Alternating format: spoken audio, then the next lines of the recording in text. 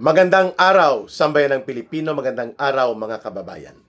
Kasama niyo po ngayon si Ka Eric sa isa na namang episode ng ating Balita at Talakayan. Mga kababayan, nakakabahala po itong latest social media post na inilabas po ng 5th Infantry Division ng Philippine Army doon po sa Cordillera. Particular na nangyari po sa Kalinga Province, no?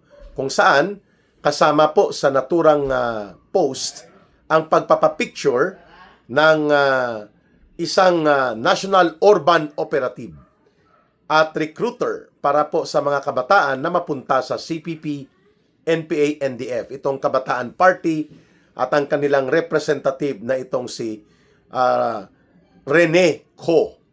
At nakasulat po, mga kababayan, doon sa social media post ng 5th Infantry Division, Philippine Army, na nagsanib puwersa sila ng mga ilang LGU officials or local government officials, iba pang mga security sector na agencies, at pati po itong tinatawag na mga organisasyon daw at representante ng kabataan working for youth development.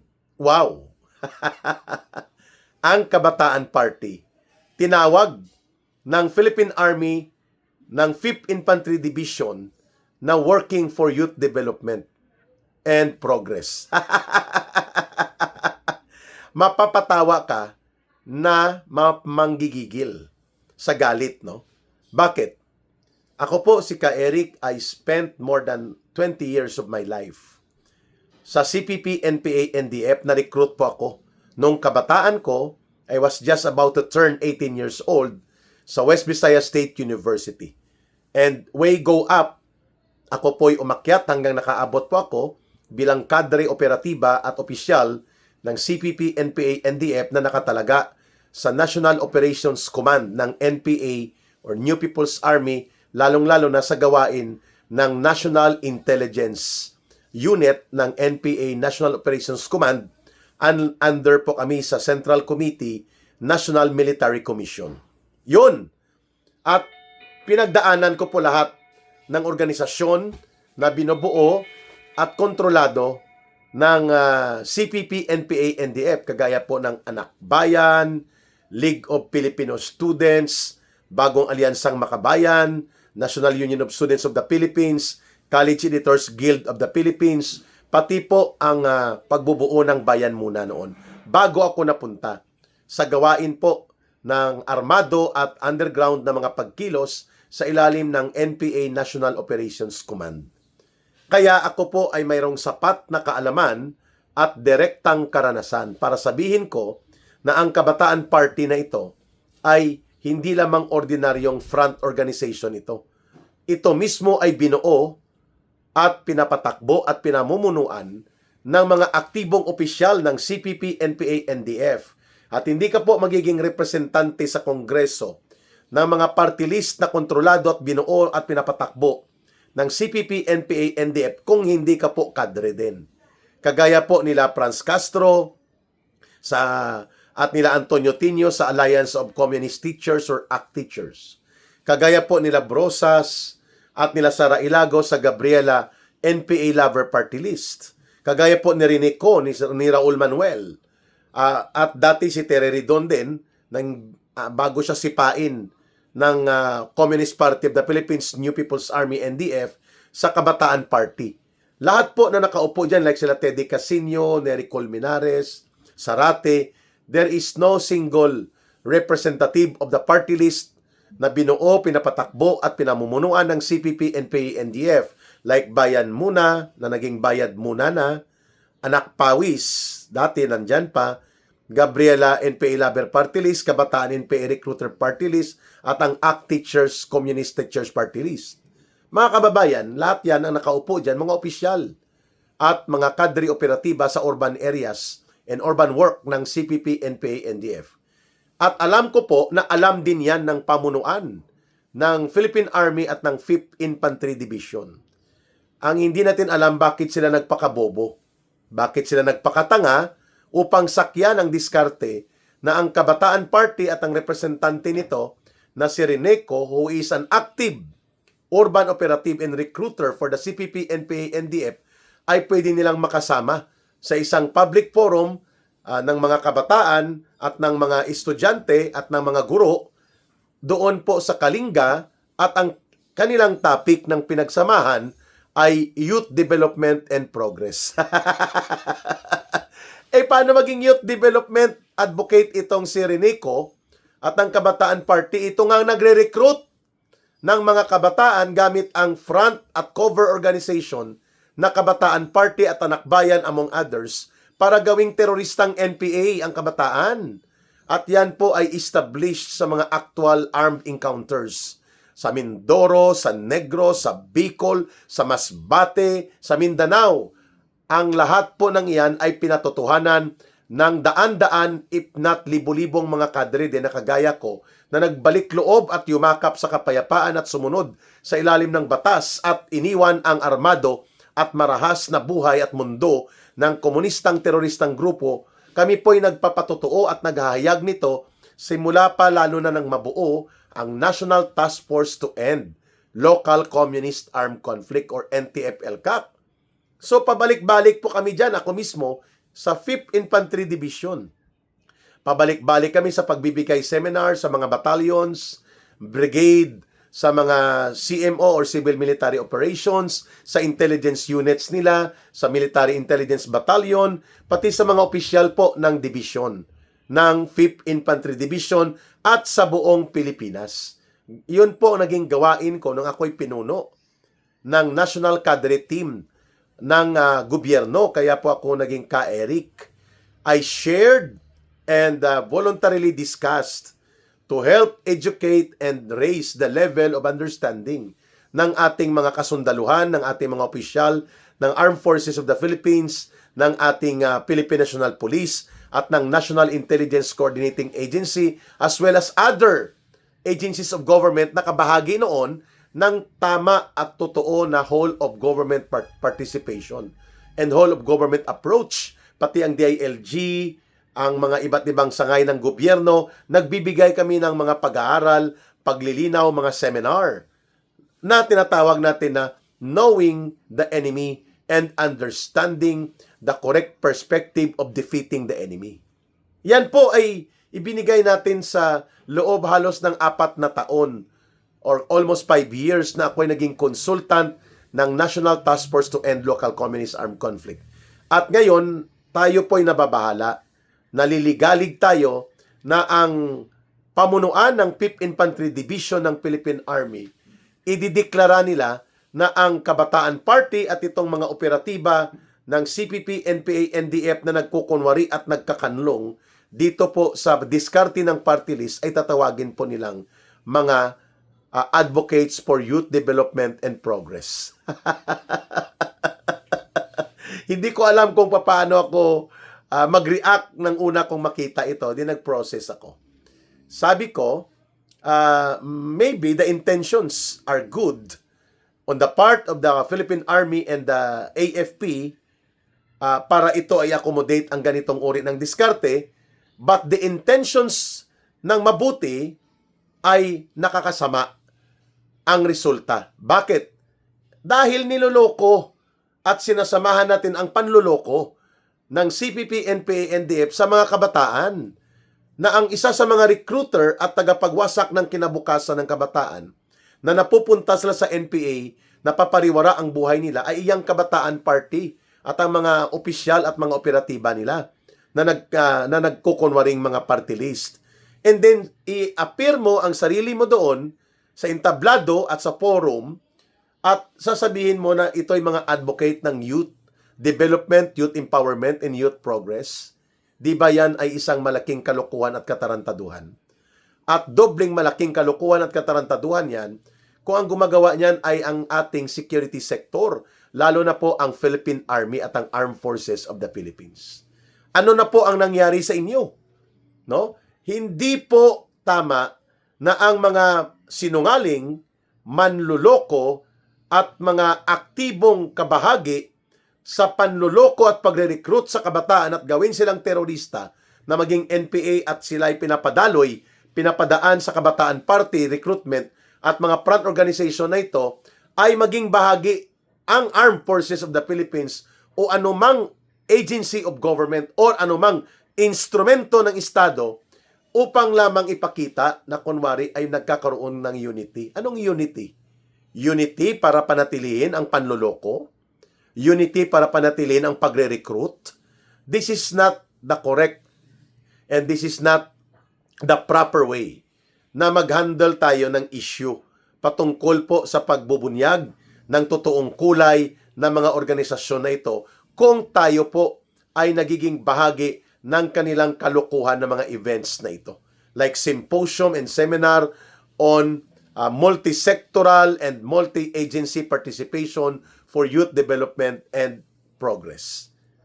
Panloloko po yun ang mga estapador at mga swindler na mga kriminal kapag yan po ay sinamahan mo sila at sabihin mo na ito ay mga tunay na investor at negosyante pero alam mong scammer at mga swindler at estapador at papapayagan mo silang mag-business talk kunwari sa mga biktima nila at ikaw na alam mo na ito ay mga scammer at kriminal, estapador, swindler at manloloko, ano ang tawag sa'yo?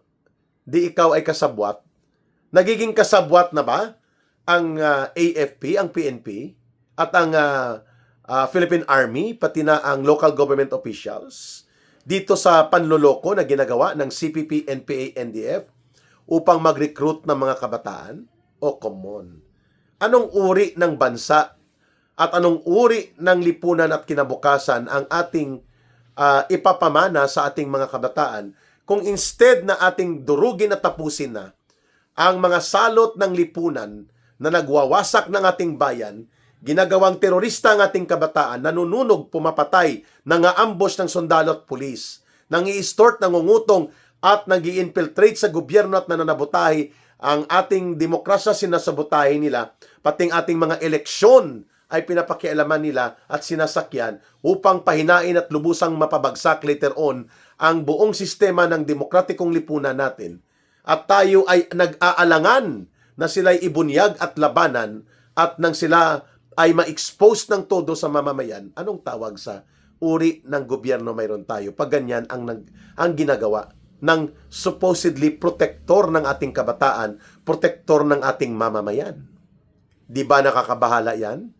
Kaya po tayo ay nagsasalita pa rin sa ganitong uri ng mga issue sapagkat hindi mainam na magiging relax tayo, magiging kampante tayo dahil lang mahina na ang New People's Army, ang armadong teroristang grupo ay okay na sa atin na magsalita tayo at tumahimik na lang na hindi na ibulgar ang iba pang mga galamay nila na nagiging bahagi ng buong buhay at operasyon ng CPP, NPA, NDF kagaya ng kanilang mga party list and urban-based front organizations. Mali po yan, mga kababayan. When we want to destroy and completely vanquish the enemies of the people, we need to be relentless, we need to remain sharp, and we need to be deliberate, not tentative, na nakukonfuse tayo sa sarili mismo natin. Pangalawa, itong si Rinico at ang Kabataan Party po, notorious po ito sa kanilang ginagawa na ang pondo ng gobyerno mula sa Kongreso ay ginagamit nila para suportahan ang New People's Army. May mga affidavit po yan. May mga testimonya po yan sa korte. Galing mismo sa mga kadre ng CPP, NPA, NDF na kumilos mismo bilang mga kabataan officers sa iba't ibang rehiyon ng ating bansa. Kasi ako po, ang inabutan ko lang na party list, Bayan Muna, Anak Pawis, tsaka Gabriela. Na-deploy na po ako sa CPP, NPA, NDF National Operations Command ng New People's Army doing deep intelligence operations, mga kababayan. Pero, nasusundan po namin na nagdagdag sila ng mga party list at ang idinagdag nila, ito pong ACT Teachers Party List at ang Kabataan NPA Recruiter Party List. Naging 5 po ang party list nila. Hanggang sa natalo na dahil nabubulgar na ng NTF-ELCAC sa panahon po namin, kasama si Pangulong Duterte, natalo ang Anak Pawis, natalo ang Bayan Muna. Kaya naiwan po yung tatlo nila. Kabataan Party, na recruiter ng mga kabataan at NPA, Gabriela na lover at protector ng NPA, at ang Alliance of Concerned Teachers na nagre-recruit at kumukuha ng suporta ng mga guro sa pampublikong paaralan na para lumakas po ang recruitment sa Kaguma, Katipunan ng Gurong Makabayan at New People's Army at Communist Party support. Yan po ang ginagawa ng ACT Teachers. Yan, lahat sila ng ito ay kailangan maibulgar. Pero nagulat tayo na ang Philippine Army 5th Infantry Division ay tinawag pa nila na advocate for peace and development, advocate for youth progress and development, itong si Reneco, na isang aktibong urban operative at recruiter ng CPP, NPA, NDF sa ilalim po ng payong at maskara ng Kabataan NPA Recruiter Party List. My goodness. Ano po ang nangyari sa ating bansa na ito? We are calling out si General Toto Navarrete. No, nakasama ko po ito when he was still a colonel, at ang bumubuo noon ng tinatawag na cadre team ay ang J3 or Operations Chief ng Armed Forces of the Philippines sa ilalim po ni General Purisima. Kasama ko po ito si Toto Navarrete bago po ito maging General at Chief of the Armed Forces of the Philippines. Pati po si General Morados, ngayon 2-star general na dati ay mga colonel sila.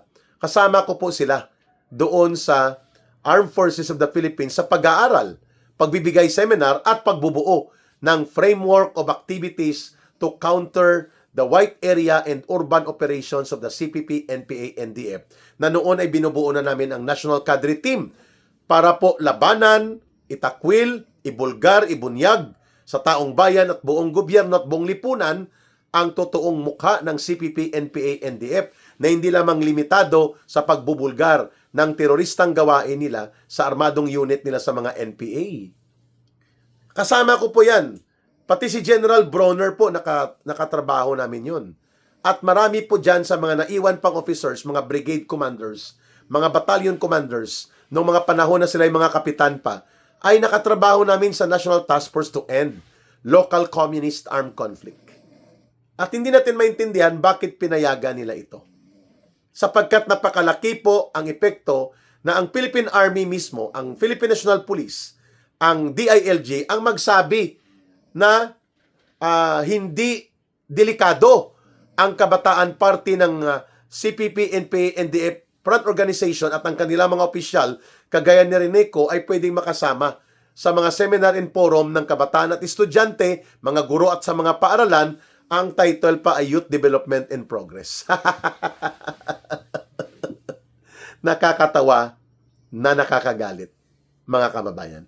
And sana po tulungan nyo si Ka-Eric na maipalaganap natin ito, sapagkat the moment that the people are deceived, the moment that the parents are not properly informed by the government, and the moment that we relax to expose to the people and expose to the youth and students kung ano-ano po ang mukha ng demonyo at salot na CPP, NPA, NDF that should include ng kanilang mga urban operations and urban components and urban operatives like what we are doing right now na pagbubulgar sa papel at linya ng pinakamalaking recruiter ng kabataan para maging NPA, itong Kabataan Party recruiter ng NPA na pinupunduhan pa ng Kongreso by the hundreds of millions of pesos. At ngayon kasama pa ang Philippine Army at ang Philippine National Police at ang ilang opisyal ng local government unit dyan sa Cordillera, dyan sa Kalinga area. Aba, hindi tayo papayag na tatahimik tayo. One life lost is one life too many. Isang bata, dalawang estudyante na marirecruit ng Kabataan Party at tuloy-tuloy nilang ginagawa ay patuloy po na nagbibigay ng pinsala at pagkawasak ng ating lipunan, sapagkat ang kabataan po ay dapat kinabukasan ng ating bayan, kinabukasan po ng ating buong lipunan. Hindi po sila dapat ginagawa na terrorist and mga extremist na mga kriminal at mga bahagi ng pagwasak sa gobyerno at pagwasak sa ating lipunan. Dapat sila po ay inaakay na maging totoo at tamang nation builders as future of our nation. Kung ganito po na ang mga recruiters, ang terrorist groomers, at ang mga tagapagtabon, tagapagtakip at tagapagpundo ng recruitment ng kabataan papunta sa teroristang grupong CPP, NPA, NDF kagaya po ng Kabataan Party ay kasakasama at bit at kasakasama sa lahat ng mga pagpo-forum na ito ng Philippine Army at ng government officials natin. Aba, anong uri ng mensahe po ang ating ipinapaabot sa mga magulang, sa mga kabataan na sila ay dapat magtiwala dito sa grupong ito na hanggang ngayon po ay aktibo na nagmamaniobra upang wasakin ang ating bayan at wasakin ang kinabukasan ng kabataang Pilipino. I think the Philippine Army, lalong-lalo na ang 5th Infantry Division at ang Armed Forces of the Philippines mismo, have a lot of things to explain to the people. Bakit nyo ito ginagawa? Ito ba ay kinokondone at pinopunduhan at pinoprotektahan ni Bongbong Marcos Jr.? At dahil nagagamit nila ang mga urban operatives na ito upang maging attack dogs laban sa Duterte political camp, pwede nang maging uto-uto ang ating mga Philippine Army officers, men and women ng ating pamunuan, ng ating Armed Forces of the Philippines at ng Philippine Army ay pwede nang languyan at uto-utuin ng mga ganitong uri ng mga salot ng lipunan na hindi pa napapanagot at napaparusahan. At ngayon ay lumalangoy at sumasakay sa mga diskarte ng infiltration mismo sa schools and universities, kasama pa ang Philippine Army, kasama pa ang mga sundalo at iba pang opisyal ng gobyerno. My goodness. What happened to the Philippines now? Bulok na ang administrasyon, lunod at gumon sa baha at lubog sa utang at ekonomiya natin ay bagsak. Bagsak pa rin pati po ang pagiging matino ng ating mga protectors of the state and the people, lalo na ng ating Armed Forces of the Philippines? Yan ay seryosong tanong ng taong bayan. Maraming salamat sa panunood at pakikinig at pagsubaybay sa ating programa dito sa kay Ka Eric sa Balita at Balitang Talakayan. Mabuhay po kayo and huwag nating kalimutan, mahalin natin ang bansang Pilipinas. Walang ibang magmamahal nito kundi tayo ring mga Pilipino. Para sa Diyos at sa Pilipinas nating mahal, may God bless and protect everyone, and to those who are Muslim brothers and sisters, Allah be with you. Muli, maraming salamat. Bye for now. Ito po si Ka Eric. Mabuhay!